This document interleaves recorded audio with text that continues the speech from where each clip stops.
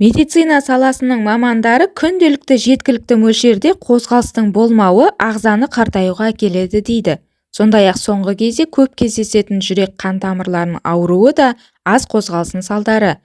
Ең өкініштісі, қозғала қоймайтын адамдардың дені семіздікке бейім келеді. Сондықтан да қандай да бір дерттің алдын алу үшін адамдар жаяу жүрудің пайдасын білгені жөн. Жалпы жаяу жүрудің пайдасы бар ма? Немесе жаяу жүру адамның өмірін ұзартады ма? Бүгін сол туралы әңгімелейтін боламын. Видеоның соңына дейін міндетті түрде көріңіздер және тіркеліп қоюды ұмытпаңыздар.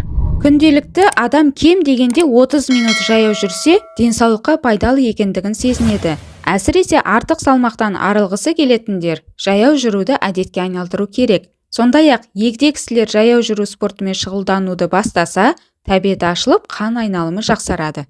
Біріншіден, зерттеулер көрсеткендей, күнделікті жаяу жүру бір ғана жүрек қан тамыр ауруын 31%-ға азайтады. Екіншіден, көп қозғалмайтын адамға қарағанда жаяу жүретін адамдардың өмір сүруі 32%-ға артқан.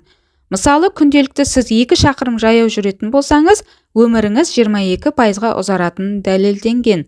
Үшіншіден, жүргізілген тәжірибе қорытындысында науқас адамның өзінде апта сайын 3 рет 30 минуттан жаяу жүрсе, жүрек ауруынан туындайтын өлім 26%-ға, басқа аурулардан келетін өлім 20%-ға азайған. Сонымен қатар, жаяу жүрудің пайдасы баспалдақпен көтерілгеннен кем түспейді.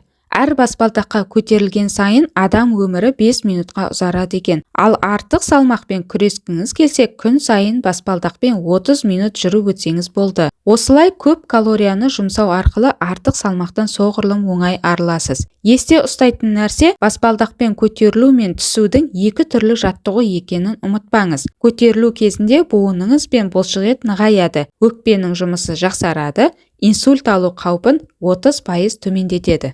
Сонымен қорытындылайтын болсақ, күнделікті жаяу жүруге асығыңыз. Жаяу жүру арқылы түрлі аурудың алдын алып, миыңыз сауығатынын ұмытпаңыз. Яғни ұзақ өмір сүрудің негізі спорттың жаяу жүру түрімен тұрақты айналысып, салауатты өмір салтын ұстану арқылы өзіңізге өмір сыйлайсыз. Ал сіздер жаяу жүруге қанша уақытыңызды арнайсыздар? Комментарийге қалдырып кетіңіздер. Видеоны соңына дейін көріп тамашалағандарыңызға рахмет. Каналыма тіркеліп қоюды ұмытпаңыздар.